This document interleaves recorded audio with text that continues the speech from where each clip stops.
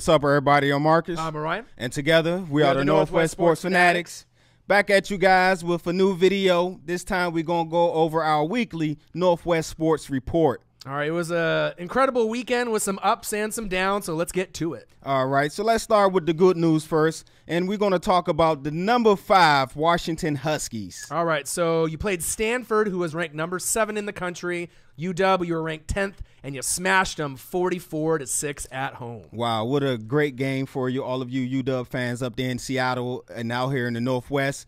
You've reached your highest ranking since 2000, which is awesome, and also that guy, Jake Browning. Right, amazing. You're number 5 in the polls. You're representing the Pac-12 with, great confidence. 15 for 21, 210 yards and 3 TDs. It was an amazing performance by Jake Browning. He is definitely considered the best quarterback in the Pac-12. And shout out to Myles Gaskin, 18 carries, 100 yards, 2 TDs. Workhorse. Right, workhorse. And John Ross, 4 receptions, 82 yards at the wide receiver position and 1 TD.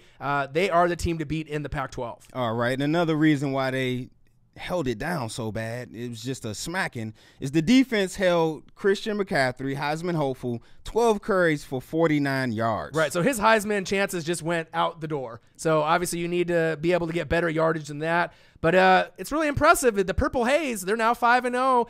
They gave Stanford their worst loss since 2007 when Arizona State beat them 41-3, and a big part is the defense. Purple Haze, I like the sound of that. Let's talk about Mr. Joe Mathis. He had a good game, 2 sacks. Azim Victor ended up with 11 tackles as well. And on that defense, I see a lot of future NBA players, right. NFL players, my bad. Yeah, that too, right? 8 sacks total Stanford had allowed in that game, so UW was on fire. And check this out. They only gave up 4 sacks total collectively in the first 3 games. So this really shows how dominant UW is on both sides of the ball. Next up, it's going to be one of those games. They play the Ducks. It's, that rivalry game. They play the Ducks Saturday, 4:30 on Fox. They also have a 12-year losing streak versus Oregon, so that might change this weekend, though. All right.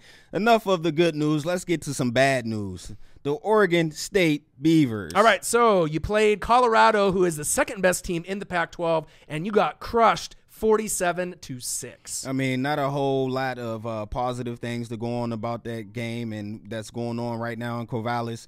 The defense gave up 555 total yards on offense. Wow. 12 losses in a row. Right, yeah, so it's one of those things that it's unexcusable. It's like it only gets me choked up thinking about, like, they have talent there. They just need to put it together. Only 2 field goals in the whole game, and you were down 37-6. Any opponent, Beavers, Ducks, Washington State, Washington, if you get down by that much, you're not coming back. But on a highlight of it, Artavis Pierce, the running back, had 8 carries for 61 yards on the bright side, and wide receiver Seth Collins, their probably arguably best player, had 5 receptions for 56 yards. All right, and that's 12 losses in a row in the Pac-12.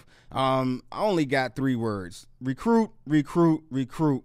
It seems like you guys need to start giving out some of those Cam Newton deals that he got from Auburn. Right. So you can get some better players out there. You might want Mike Riley to come back. Next up, you got Cal, who had a huge goal line victory against Utah. October 8th, Saturday, the Beavers will play California at 6 p.m. on the Pac-12 network. All right. Let's go to the next team. Some more bad news. The Oregon Ducks. All right, so the Ducks played Washington State in Pullman and lost 51-33. Man, that defense, they gave up 650 yards, 7 TDs, 280 yards rushing. Oh, stop the pain, man. You're killing me over here. So the only bright side really for the Ducks was Royce Freeman came back, had a monster game, 19 carries, 138 yards, 3 TDs. He was really the only player that kept us in the game. But you got to give your hats off to Washington State. Luke Falk for the Cougs, 36 for 48. They didn't even have to throw for 80 times in a game like they're used to. 371 yards and 1 TD. But like you mentioned, they had 3 running backs with 2 touchdowns each, so 6 rushing touchdowns. If you give up that many rushing touchdowns, that's going to equal an L every time. And on offense, Dakota Prukrup, it looks like he's regressing each and every week. I think it's time to look at other QBs, maybe Puddles.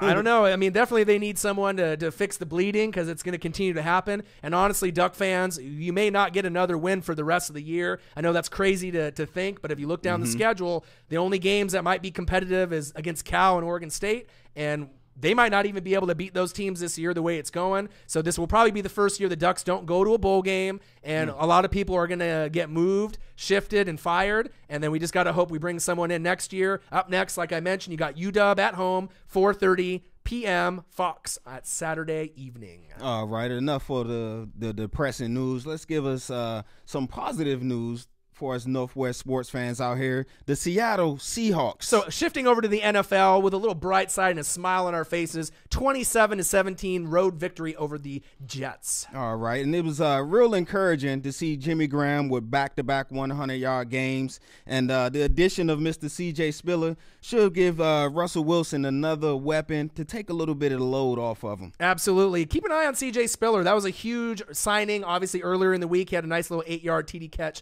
in the second quarter. So as they're waiting for Thomas Rawls to get healthy, that gives them another back with Christian Michael to kind of carry the load. But I was most impressed with Russell Wilson. You know, he looked sharp. He looked efficient. He's got the MCL knee injury. But check this out. 23 for 32, 309 yards, 3 TDs, no picks. You couldn't tell really he was that banged up. And like you mentioned, Jimmy Graham looks awesome, right? This is his first back-to-back games with over 100 yards in a long time. 6 receptions, 113 yards, no TD. He is a bad man, and I don't see him slowing down for anyone. But thing to watch out for as well is that O-line. Yes. You know, that's one of the most overrated things for Seattle. They played fantastic, and now they're 8-5 in the last 13 games with a 1 p.m. Eastern start time, which is phenomenal. All right, and on the defensive side of the ball, Legion of Boom and the others, they was their normal, usual, dominant self.